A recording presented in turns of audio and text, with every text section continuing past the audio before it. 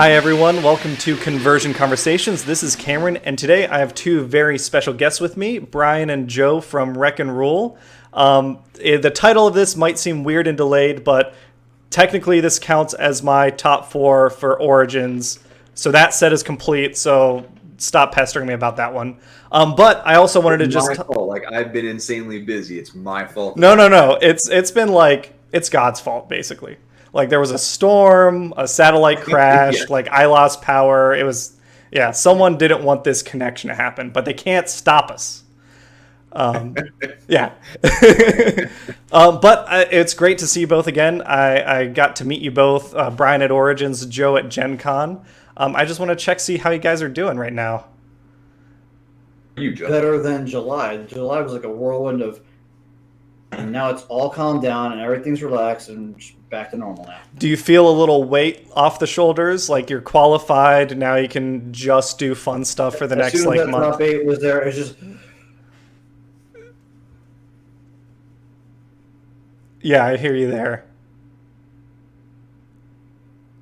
Yeah, I mean, I'll be honest. I didn't even think that I would at Origins. I just went there because time-wise I could make it work, and stages of the TFTCG life cycle at the beginning, and I wanted to be there at the beginning. We just want to try to make a presence somewhere along the line as we can.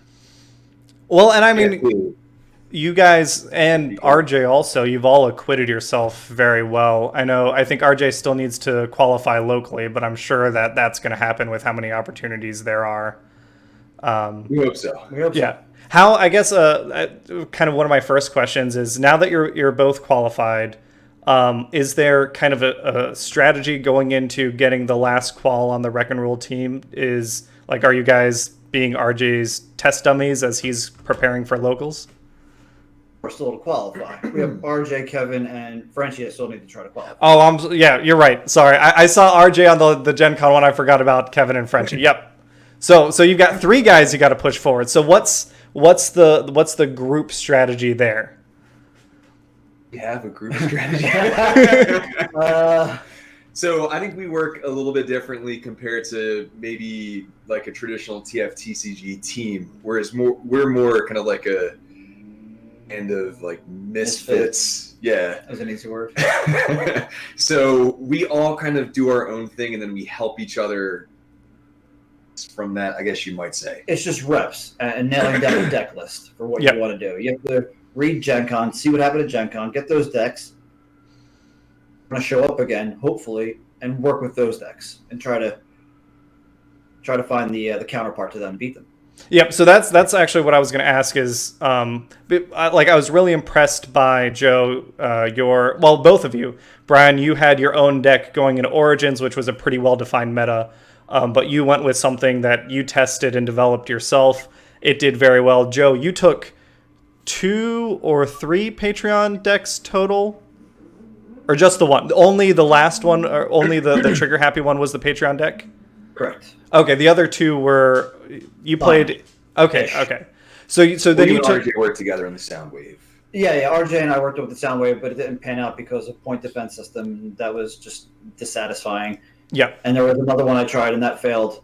And then there was one I still had in my back pocket, but I never played there. That still might be an ace in the hole, probably not. More like a 3 of spades in the hole.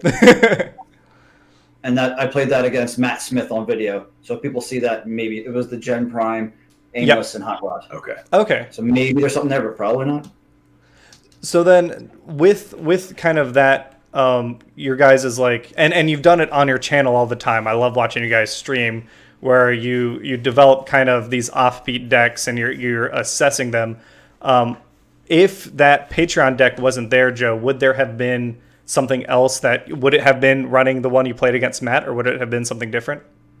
It would either have been that one or the one RJ was working on, that quad burn deck with 4 tough straight across, and then you still try to burn people. Same pure. I dig it. I mean, again. You okay, bud? I love that you guys are I mean, you're in the same scene as a large majority of the players. You've you seem to have developed a really great community. Like you're embedded in the larger community, but you've also got, I think, a very dedicated sub community that you've managed to help, and I think it's helped grow the game in general. One thing I wanted to touch on was these really great videos you put together on community building, and like that's kind of what I used as my framework trying to build the scene in Cincinnati. We're still small. There's certain things I haven't done yet, like the guerrilla marketing part. I haven't put in the time to walk around and put flyers up, but everything else I think has helped so far. Now that the scene's been around for about a year, more than a year, is there anything else that you think have been lessons learned in your community building? One of the things is that we talked about in the 101 episode, you have to continue to do. So that either, their work schedule changes so that they can't make it out. Tournament night might be, you might have players that, they have a kid, they can't come out as often anymore out of the game. Like you have to kind of refilling that basically. And last October, when the game was, brand new, first coming out, so that we have who come out every Wednesday now. Half are ones that are, the diehards who've been there since day one. More than half. Third are just they're brand new faces that we've picked up over the past few months. Every now and then a straggler will walk over to a table and go, "Who are you guys playing?" And they're like, "Yo," we're like, "How's it play? Here, test it out." Blah blah blah. 1,000 extra Autobot Nova Stars that came in with. Just try it out later. Like, all right. Yeah, I've really liked that. You mentioned those two steps, like engage players that hover or engage non-players that hover, and then be willing to give out, like, I think in Wave 2 I did some of that, where I just had a couple Aerial Bot and Menasor, like, decks built of commons and uncommons that I was just like, here, take this and try this out, or here, take this, try this out. And just, I didn't care about losing those, cards. A tournament with that deck, get like a participation pack or something. Maybe they'll get third, fourth, I don't know, get some store credit, maybe get some packs, build from there. Yep. And I would say too, another thing that helps out is that typically don't ever play bugs on a Wednesday night. I don't play bugs on a Wednesday night. You don't play Hot Wheels on a Wednesday. We play decks, and maybe this is where things come from, is us trying to... Yeah, don't be overly aggressive during the weekly, especially when there's new players in the game, because if they see you destroying them, like, why am I playing this game? Yeah. Either they might not have, the card pool to be able to build like a strong bugs deck, or the experience to know how to play around it. And, maybe they want to do something weird with Blue Streak. And that's what they want to play. So if they just keep on getting pummeled by bugs and Orange Sentinels and at that time, you want to play bugs at your weekly, bring a second deck. So when you play your friends and you want to mash them in the face, you play bugs. That's a good point. Person, not so annoying, and just go with that. Just, be nice with them. And that's kind of like we're lucky where the store that we play at works with us. We start our event on a weeknight. Get there from work, maybe like live nearby, they don't have to travel as far. 5:30ish. They'll play what they think are their strong decks during that before the event. Exactly. Test them out, yeah. And then what that also allows is, the players who are a little bit more casual, if they want to play a bugs deck, is either, maybe it's not optimized with the best cards, maybe they don't have the reps in there with the deck, really play it to its strongest ability, but on a level playing field. Like, we don't have one person every single week. It swaps around pretty often. And two, talked about this in episodes so far. Participation pack tournament along the way. So even if you go, 0-3, there's still that feeling of like, or is that super rare? Right. Yeah. I didn't waste that $10. That makes sense. Yeah. There's some sort of reward just for being part of the community, which I like. We actually haven't done that yet at my store, but I that's a good idea. I should pitch that one by the store owner, see if that works. But maybe he keeps coming last because he's not good enough yet. If he's getting nothing every week, he's probably never going to come back. Yeah, Maybe yeah. that 1 week is the whole great rare card that he needs, Peace Through Tyranny maybe, and a Grimlock in the same pack. It's like, okay, I'll keep doing that. Yep. And I mean, we've buys 4 boxes whenever a new wave comes out. I buy 3-ish, sometimes 4. So we have all the cards that we need. So, you know, when we open up our participation pack, for the most part, cards are We in just there. pass it like, who are you? You want this? It's yours. Yep. Yeah, do you have a play set of this? Here you go. I like that a lot. That's a good tidbit to take forward. In terms of getting into the game, so what I've noticed, and you guys have done like kind of answering stream questions on stream and stuff like that. You are, am I correct in remembering that you are both Transformers fans from before the TCG started? 100%, like since we were kids. So we're like, I don't know if we're around the same age or not. Are you G1 guys or are you Beast Wars guys? G1. I like Beast Wars. Don't listen to Joe. Was that, I guess G1 was what was out when you were little, or you just you enjoyed G1 more than Beast Wars? We're Enjoyed older. G1 more than Beast Wars. Yes, I did. I think we're a little bit older than people might think. We're probably we older are. than G1. Um, G0?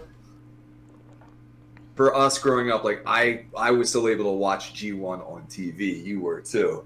Gotcha. Typically remember, you know, my dad going to the local where VCR is set up so that he could like rent episodes and then tape it like a VHS for me to watch whenever I felt like watching it Half the later. viewers are like, what's a VHS? Right. I'm also riding my dad out for It's piracy like right it's now. like a big thing of Soundwave, but it Right. plays in video. Yeah. That's awesome though. So then did you keep up, like for me, Beast Wars was my entrance into Transformers. I didn't even know that Beast Wars was Transformers until later on. Like I just thought it was cool robots that turned into animals. I fell off and then I got back in with Prime. Were you guys like always kind of keeping a finger on the pulse of the Transformers franchise, or did you leave and come back? The RID. For people who don't know RID, what is that, Joe? It was, Car Robots, the original, the 2001 Car Robots. So for me, I'd been a fan since I was a kid, and I would say there were times in my life where either Transformers or Star Wars was my like #1 franchise. It was Transformers, and I remember there was that gap in between G1 and Beast Wars where Generation 2 came out. Like it just kind of recycled Generation 1 stuff. Comic book series come out. I remember going to like movie theaters, and there would be stand-up things in there. The G2 comic book being out there. I hyped up at first because I thought they were doing a movie.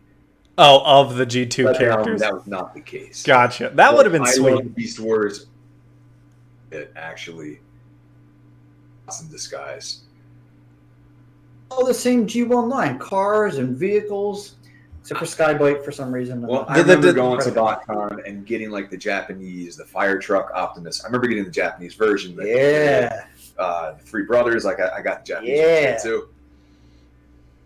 I actually picked up a little bit more. I liked the Armada toys a lot. That's on I thought they were pretty solid. Like the mini cons, I liked. Waiting for Tidal Wave to be a card. Oh, yeah. Or even, I bet you, I could see Tidal Wave very easily being part of Siege as a card, or even the toy line, because you would work with the Micromaster mechanic, right? No. Yeah. Oh, no. Okay. Not announced. No. No, yeah, this is my prediction. But I mean, they've got the He could almost be a weaponizer. Because, like, in Armada, he was kind of a weaponizer for Megatron, right? Like, he split apart and upgraded Megatron, I think. Armada Megatron? I think so. Armada Megatron was a tank. Tidal Wave was a... Yeah, but it's Transformers. How often does scale matter? Come on, Joe. Like Yes, I can see Tidal that Wave one. and Megatron, they're not that They're far apart in height. That's true. What? The toys. Hold on, I'm gonna before I make a total fool of myself, I'm gonna look up so I can put a picture in if I'm not totally crazy. Yeah, but in the game, there was an Armada game. Tidal Wave was like, oh, whoa. The Armada video game was really cool. Yeah, well, Yes. That was cool. Yeah. Yeah, okay. There is a picture. I've got a picture of, it's not Megatron, it's Galvatron. So when he got like recolored, but he wears Tidal Wave like a suit of armor kind of, which is interesting. But yeah, I know the video game. I never played it, but I know which one you're talking about because Tidal Wave in that is like Titan class. it's like 3 stories high. You're like, Yeah. where do I share you? Yeah. Well, in terms of, I guess, so you Transformers fans, I know, Brian, you've talked previously about your gaming hobby, mostly in terms of X-Wing before, is it called X-Wing or Rogue Squadron? X-Wing? Before the TCG came out. Joe, for you, were you really a gamer? Did you play any TCGs or anything else? What all did you play before Transformers? The very first one, not the 2 PCG, but I did play the 2 PCG. It's not that great. They played a Dragon Ball game. I forget which one. LCG, and then Star Wars. Oh, Destiny? Gotcha. When I met was through Star Wars Destiny. Oh, okay. We both like Transformers because that Joe actually has Decepticon insignias all over his car. So, and I think also you made me wearing a T-shirt. This maybe is going to sound like Joe has a Decepticon tattoo, like, and I think the shirt you're wearing In the middle of my back. Yeah. You broke up. Did you say Joe has a Decepticon tramp stamp? Higher. It's higher. It's higher, folks. He might. I've never Well, seen. now I it. need to prove it. You know what question you'll be getting next time you stream. That's sort of also maybe Joe and I's our dichotomy is that I have an Autobot insignia tattooed on me. So kind of like there's that going on. Yeah, I've always thought the Decepticons were cooler because I'm a plane guy. That's what I like, and the Decepticons just had more jets. And like Right that's there with you. I ended up I haven't pulled the trigger yet, but I'm gonna pick up MP3, the original Masterpiece Seeker mold for Starscream. Because it turns into a realistic F-15, and that's kind of one of the things I get to work on at work, so I can have him in airplane mode on my desk, and no one is going to be any the wiser. Is it 3 or maybe it's 5? Is it 5? No, I'm pretty sure it's 3. No, if I was Megatron 3, and then there's 3G. Which one was 3G? Come on, G. Oh. Lucent. It looks like Starscream's Clear Starscream. Ghost. Oh, right, Starscream Ghost. Yeah, I got to be better about those letterings. That's one that I wouldn't mind seeing in... Oh, go ahead. Shrine upstairs with Starscream and just the Seekers in general. And that's what I've assumed, Joe, is your favorite character is Starscream. I'm sure you saw the deck list that came out today. It was my cyborg character with Starscream, scheming Yep. second in command. There's Yeah. no business being in the deck at all. Yeah, that's okay. So I was gonna ask about that because I saw Ken Nagel's article and I was reading through and I was like, oh yeah, like we didn't get the opportunity. Brian, you and I played. You kicked my butt with, I think, Firewheels, at Origins. Joe, you, RJ, and like I didn't get to play either. You or RJ. I think I only got to play Jamie from Powered by Primus, but. Like, I'm looking at your sideboard, the cards, the battle cards, like, that makes sense. I was going to ask about Starscream. Yeah. Decepticon King in there, but I didn't feel like walking around with the super rare for no real reason. Mm-hmm. Someone go, Judge, deck check him, or maybe let's get a random deck check, and it's like, where's Decepticon King? Like, and it's the easy comment to lose and not care about. Yep, that makes sense.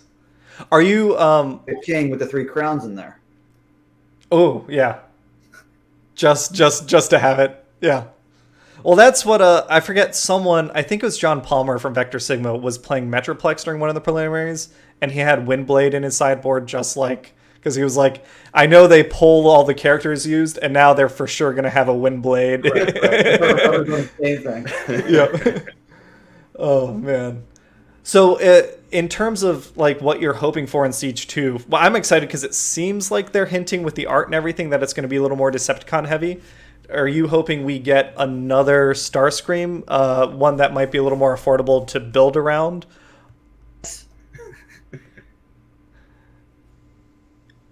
About that, he was kind of disappointed I wasn't using Starscream more often. 12 and 13 stars. It's tough. Yeah. Like, I was happy enough with King Starscream in casual matches, but it's not something I think I didn't consider bringing it to Origins or Gen Con. Right. Captain Starscream, I don't think my deck list is good, but it's something I'm having fun playing with. Like, he pings, and like, that's fine. But it's like, oh, I've got Starscream out there at least. You've also, Joe, you've toyed, and so have I, with the Starscream Air Commander, right? You tried. At some point, you realize that deck it just can't keep up with massive orange, and you just table it. You put it to the side. You can't do anything with it. It's fun to play every now and then, but it's like I'm practicing for Gen Con. Was that like because I played around? It was like 4 wide jets that I was trying to do. Yeah. One gets one shot, and it's like the whole deck starts to slowly fall apart, and you can't recover fast. Yeah, that's what I found. It's so dependent on you going first. Like you gotta get that first swing in, otherwise, like he's so vulnerable. I think we've been trying like a blue build, whereas I think other people have been trying orange. Right. It keeps the little jets alive longer to get more of the. It's supposed to keep them alive longer. Yeah. Yeah, they're so little that unless you get some tough on them, including the blue, it's really hard.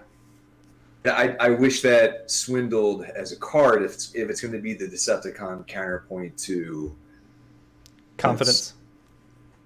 Blue Pip, because a lot of times the blue Pip be good to get a weapon and an armor out there at the same time would be helpful. Yep. Decepticon, so somebody made that for bugs. Hear this. What about you, Brian? In terms of looking forward to Siege 2, is there anything that you're like, oh, I hope they reveal this? I don't know. To be honest, some of the like crazy oddball, like just off the wall characters they did in Siege 1 say something weird, but I think that they've already gone 3 steps beyond the weird things that I would say. Like Firecons, never would have thought they'd be in the game. Yep. Never thought they'd be in the game. The Needle Nose in there. So I'd like to see the other Decepticon Junior Target Masters come out. I'd like to see. I think they showed, right? We got box art of Spinister. Yep. I would love to see him. I'd like to get some more helicopter support to Turner a little bit. I'd like to see for Siege. There has to be an impactor in Siege, though. What if he could be either? What if he's an Autobot and a Decepticon?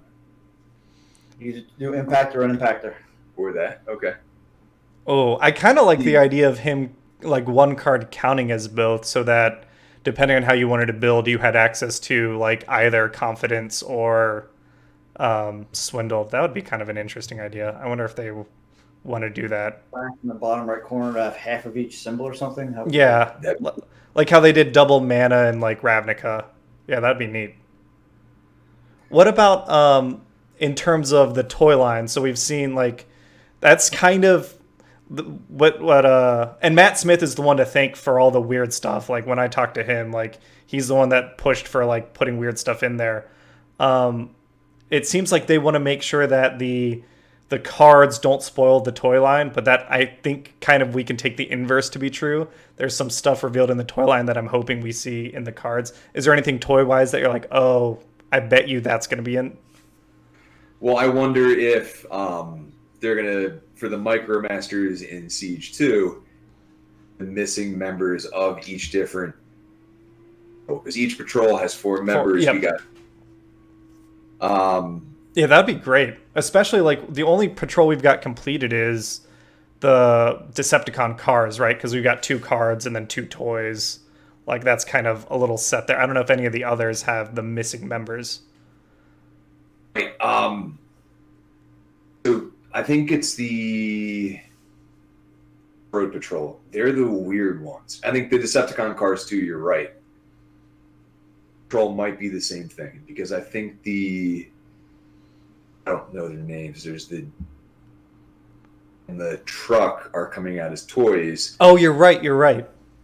The van and the It's like a big wheel. Big Ops Rescue Patrol, right? The blue monster truck and his buddy. Is that the one you're talking about? That's the one.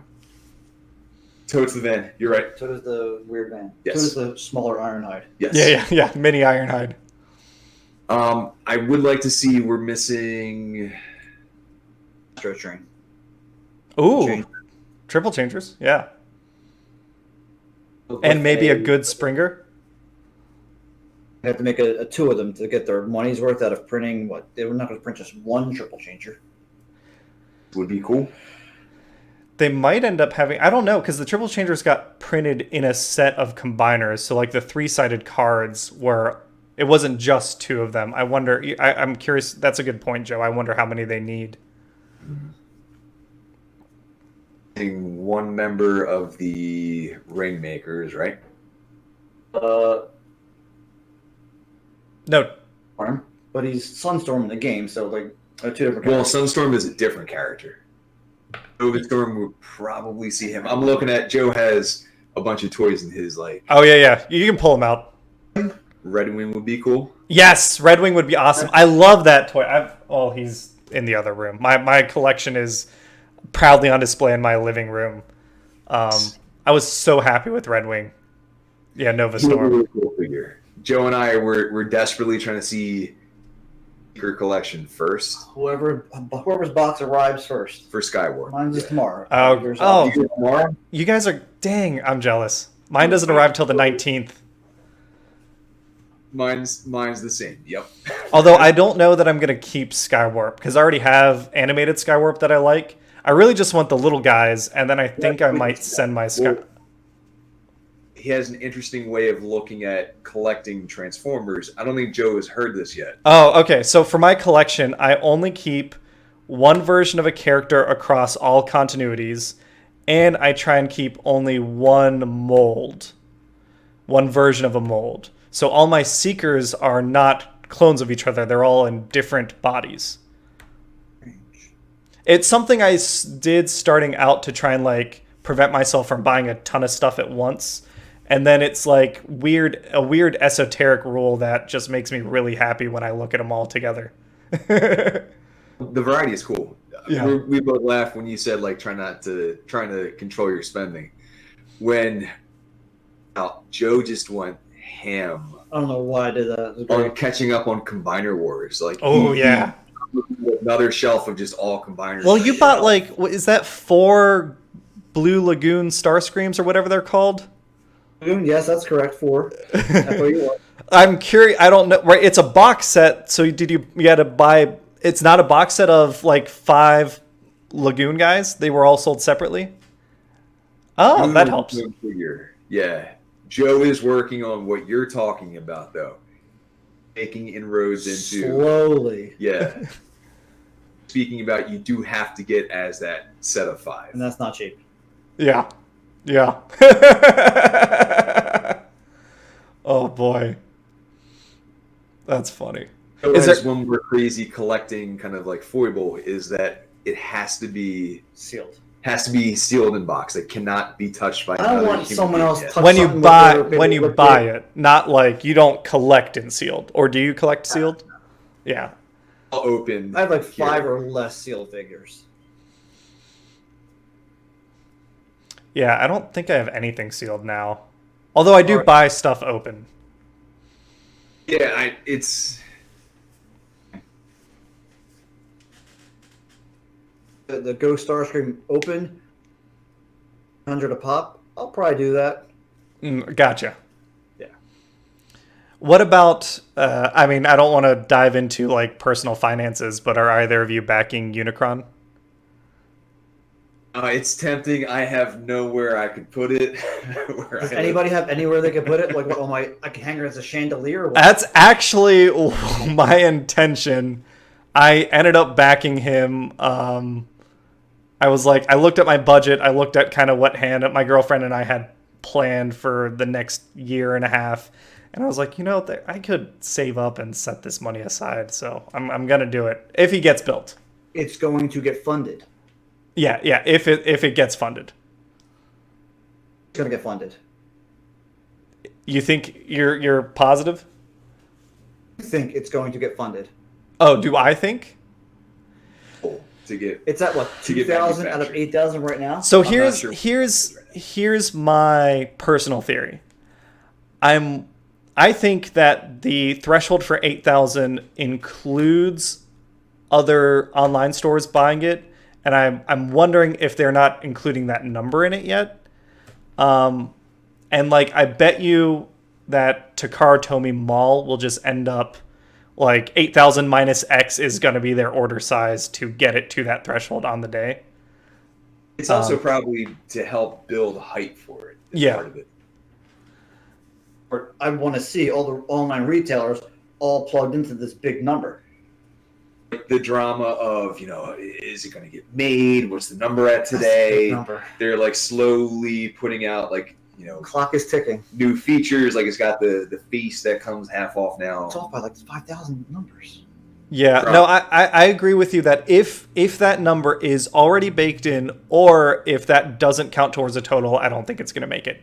I think, But in WoW, not going to make it. yeah, it because I think the general rule is like a Kickstarter has to make half its like backers in the first like week or so, like trend wise, or there's some sort of like equation out there that they're not following that curve. Right. What about other big dumb purchases? Are since you guys are G1 guys, is what? I have no dumb purchases. They're all correct. Okay, MP44. So, not dumb, but looking forward, the Seacons, I'm a huge fan of. They went up on Hasbro Pulse. Yep, 2 of them, I think. the- Or did the rest go up? Hold on, if they did, I get expensive than I like to pay for like a Voyager figure and for a deluxe figure. The one combiner set that I had complete as a kid, Oh, was the Seacons? definitely gonna get it. Like, there's no question, I'm gonna get them. Other dumb purchases.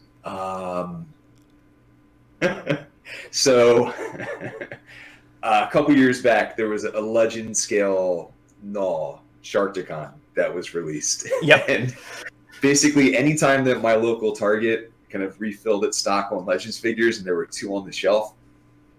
You So, do you have a Na like horde? like a pretty decent horde of Sharkticons. That's awesome. It's got to be at least somewhere between 10 and 15 deep, I think. It's pretty small. It's pretty low. And Those are now- rookie numbers. And now, I don't know if you saw, but Na is coming into like the Cyberverse toy line. Like, there's going to be a different mold, but it's like it's Na, which I never thought would happen, but it's pretty awesome. Right. I think, if I'm not mistaken, I think he's a little bit bigger. So Yeah. I'm going to probably get him to be like the Leader. Sharkticon pack leader. Yeah. Yep. That one will be Na. The other ones are just Sharkticons. That's awesome. I guess the only other dumb purchase, I could talk about this for a long time, but Flame War, I like her as a character in the TCG. She hasn't featured in like a ton of comics or other sources, a Yeah. few here and there. But I like her enough in the game that I want to have some type of toy representation of her. And they did like a BotCon exclusive figure for her, but it's 150-ish to try to get it, and I don't feel like paying that. So I bought a It's Beast the one Hunter. is that the one that looks like Siege Flame War, like with the arrow and stuff. Yes. Okay. Actually, it looks a lot like the common from Wave 1. Okay, okay, It's based off the Beast Hunters RC gotcha. from Transformers Prime. So I bought one of them. I primed it black, and presumably at some point over the next year, I'll try to repaint her and like get a different head. We'll see how that goes. If it goes well, I'll post pictures. If not, That's something you should think about, like, because I know you've done some Transformers like review and purchase videos. You should stream the painting. Like people like to watch that stuff. it's true. I don't know if I would lend him that equipment for that. It comes back and the camera is just spray painted black. Like, I don't know what happened. If I had to choose making a dumb purchase, I would really need to make an attempt at the Vinyltech Nemesis Prime. It's the only piece of the Vinyltech line I'm missing, and it's like roughly $700 to $900 anywhere on eBay at any given time. Oh, was it just like it didn't come out? The black repaint of Prime. It's SRT. What was the rest of the Vinyltech line? It was only like 40 or They're just metal cars. There's always like about 20, 22 of them. But for Joe, it's got to be the Vinyltech. It can't be the alternators. The alternators are the plastic nonsense. We don't deal with that. We do Vinyltech, we do metal, we do awesome. I think that's the only line I don't have anything from. Everything else, like when I got back into collecting, I try to buy one or two figures to represent each line. Vinyltech and alternators I never ended up touching. I wanted for a while, there was like a alternators Megatron that was like a race car with real racing livery that I thought was kind of cool. There might have been like an alternative. Alternity, yes, not alternators. Alternity, you're right. A 370Z. Yep. Like a Mercedes or something. They did like an Optimus, a Megatron, and a Fort Max that were all like repaints of each other with different heads. Must be a car. That's so weird. Well, then it may start from a car, so what do I know? Yeah, well, they called him something different. They called him like Safety Prime or something, but in the fiction, he was like Fort Max. It's like the weird Japanese micro comic fiction that anything can happen. That line is like really like cars go. They're like model cars, like really real. Yeah. It's pretty the sweet stuff. trend of having the weapon get hidden in the alt mode. Yeah, I think that's what started it, right? Like they wanted everything integrated into an alt mode, which is awesome. Car. Some have real working shocks. Yep. Very cool line. That's good stuff. Yeah, I never really touched that. I think. Sorry, I know we're just talking about toys. I got one more question. I'm trying to remember because obviously I don't live on the East Coast. I don't know all the events. Was your guys' store the one that ran the Combiner off, like Combiner versus Combiner exclusive event? Two of them. Is there any like? I love that idea. I've been trying to do something similar at our store. It didn't pick up. Everyone just wanted to play Constructed, which was fun. Is there any goal to do anything similar in Siege, like do a MicroMaster only event, or every team has to include a Battle Master or something? I don't have any immediately in mind. I just thought the Combiner only event was going to be like fun. Like this is called Rise of the Combiners. Yep. Let's use combiners. Everyone was on this level playing field because obviously no one's going to take a chance. Well, people did take a chance with Volcanicus. Comments. They're all easy to obtain. Like the expensive rare cars, it was just Enigma, and fine. There was nothing like Peace through Tyranny that were necessary. Yep. Went to a level playing field, and I forgot it was Op Max one. It's like of all the combiners, not one wasn't represented. Some rule We about that. made it so dreaded when you had to have like a combiner. yeah. Gotcha. It had to be the 5 members or more. We've done things in the past where, but the players who like they're more experienced. We've been playing since the beginning. Challenge each week served as a handicap for us. People who were new would maybe be on the same playing field too. Like you had to run a character that was 12 stars, and you couldn't run Nemesis. Like obviously he's kind of the one that's really strong there. 11s and 12s, they're pretty janky, pretty weird during Wave 1. So maybe Wave 2. Well, backtrack. Another reason the Rise of Combiner event was so successful. No competitive play at that time. It wasn't announced. It was still like a casualish game. Yep.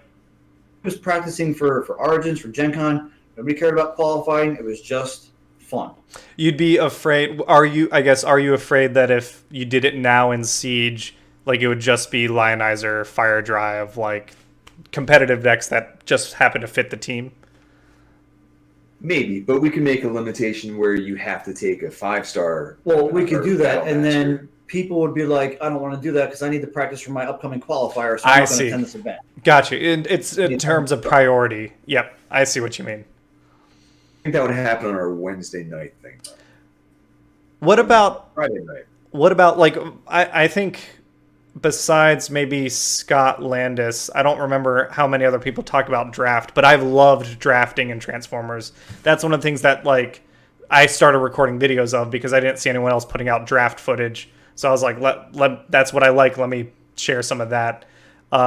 Is that something that like, do you feel the draft format? I kind of like that I feel like it rewards, not rewards, it encourages new players because the problem size is smaller. Like they just have to figure out, okay, what's the best I can do with the cards in front of me? Or in your experience, since you guys have had a little more TCG experience, is it because of the math they have to do in building right at the table? Do you think that's a little discouraging to new players? About draft, Sorry, say that again. specifically for sealed or for draft. I guess for both limited formats. I've enjoyed draft in particular. I know other people like sealed. Great for the people who know how to play, because if we start the roll off and we decide who goes first or whatever, this game is going to just grab Ion Storm right off the bat. Mm-hmm. And some new guy gets Ion Storm, he's not going to know, like, I should probably put this in my deck. Oh, that's a good point. Great for new players and all players, all the same playing field, because we all have our own cards. But if someone goes first, they're going to grab the most important card first, and that person could end up just winning based on that first grab. A little discouraging, maybe to new players, and especially the veterans. Like, really, you grabbed him first, really? But it's tough to build. Yep. We start at like 7 p.m. I'm going to do draft because that takes up more time. And Yeah, it's more of a later, weekend event. and weekend event. Get your deck, characters, go. Everything's right here for you. That's it. Yep. And we like sealed especially for we did our release event for Siege was sealed. Yeah, same here. Same here at our Yeah. store. Yeah. Great format to do for release events. And then did we do draft the week after? We tried draft the week after for Siege, and that's what happened when someone just pulled an Ion Storm, and it's like, I'm going to take him first. And it's like, okay, well, you rolled the highest number, so that's, you win. I couldn't Yeah. make it that night. So I couldn't make it for the draft event. In those limited formats, people are still trying to complete their collection. Because A, like, hopefully you pull what you need, or B, putting stuff around you so it's easier to facilitate. Plus, if we already opened our cases, we probably don't care, and we'll be like, I don't need the rest of these cards. You guys can have them. Yep. You just take it, dude. Just go. Fine. Yeah, I mean, like, if you have multiple rares, just trade. Like, I don't care what rare you give me. This is the rare Right. you need. Just give me a rare pack. Did we answer the question or no? I think we may have gotten sidetracked. No, I think that answer, like, it helped me, like, because I was thinking about, like, we do sealed events, or we've done one sealed event and we've done a couple draft events, and maybe I was thinking about pushing more of those locally, and I think you helped me think through the sealed is probably the one I want to push rather than the draft event. I think that's a really good point.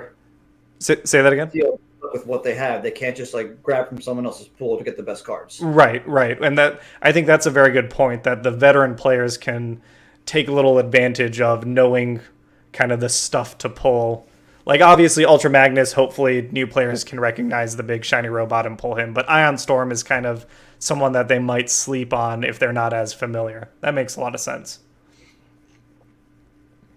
Well, thanks, guys. I mean, this was awesome. It was good to talk to you guys. I appreciate you letting me pick your brains a little bit. No problem. No, Thank you for having us. Yeah. And I guess before we go, I got two questions that I always ask. One is, and Joe, I think I know your answer to this, but we'll see.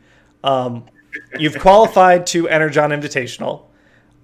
You go, you kick ass at PAX Unplugged, you win. what character do you get to make as your first? And I'm pretty sure they said it has to be a character, right? They can't be a battle card. Try my best for Ghost Starscream. Yep.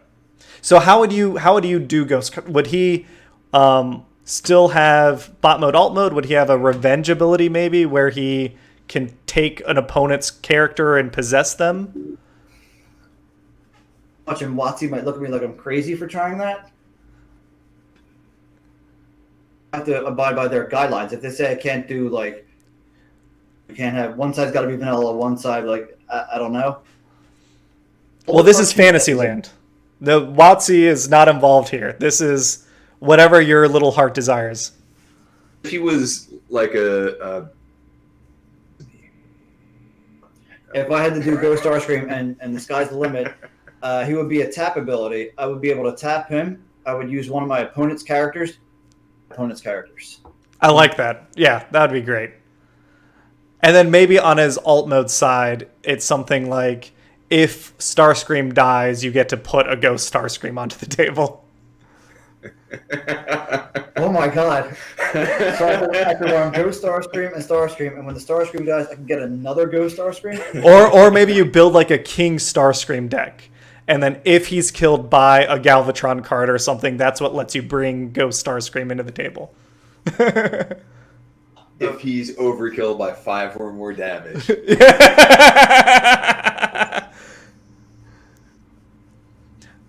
Packs. It's a long way to the top. Yep. Brian, what about you? I'm sorry, wait, but that was a very selfish answer. What I do, and I would not choose a Wreck and Rule character. I would just go right for the Starscream. I'm sorry. No, it's fine. I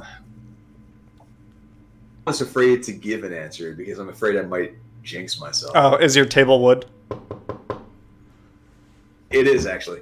Go with Beat in the G1 cartoons, like a detective type of character. Nightbeat? Yeah. I think might be probably my top choice. That would be cool. Yeah, I like what would your mechanic to give him the detective flavor be? Look at your opponent's hand for something when you flip, or An espionage? Oh, would be good. Oh, that would be super good. Espionage on a flip. Yeah.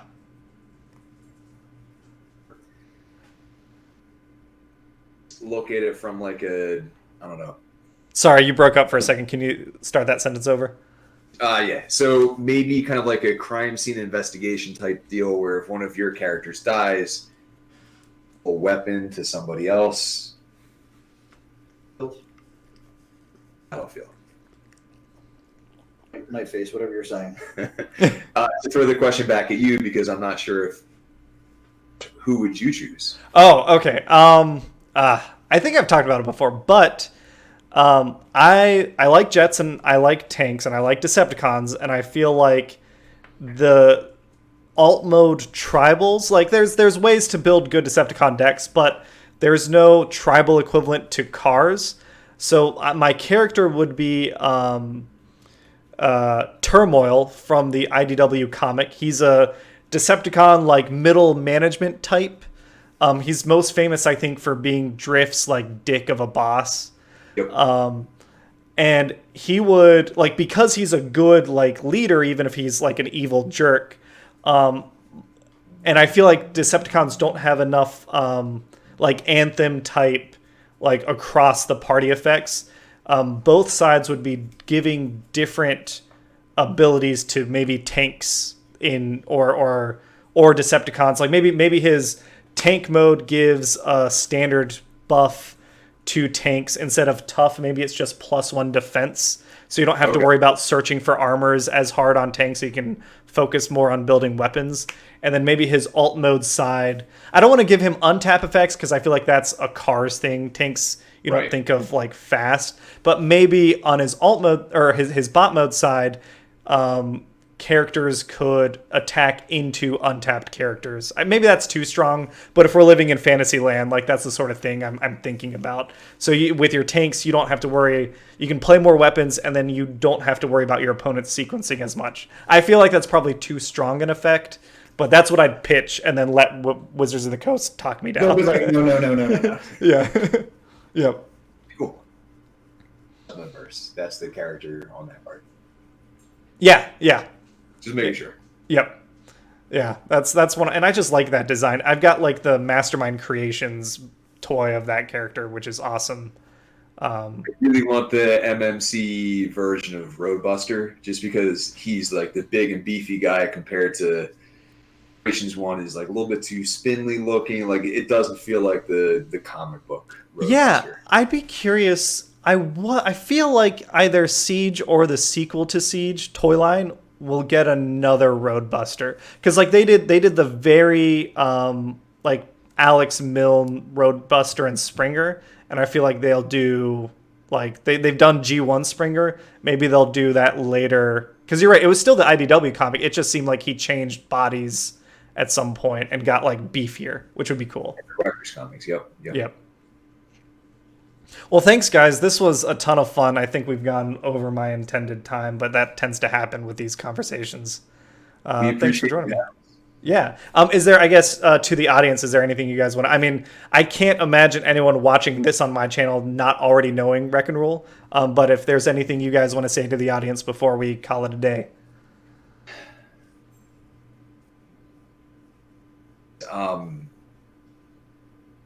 And just participate in stuff. I feel that that's kind of how we early on just started to get traction, was that we were trying new things, we were trying new characters, like we were proxying characters before the game was out. Try different stuff. And people want to see the weird stuff. Yep. Jeremy?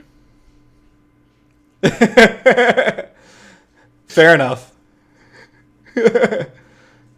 All right, thanks, guys.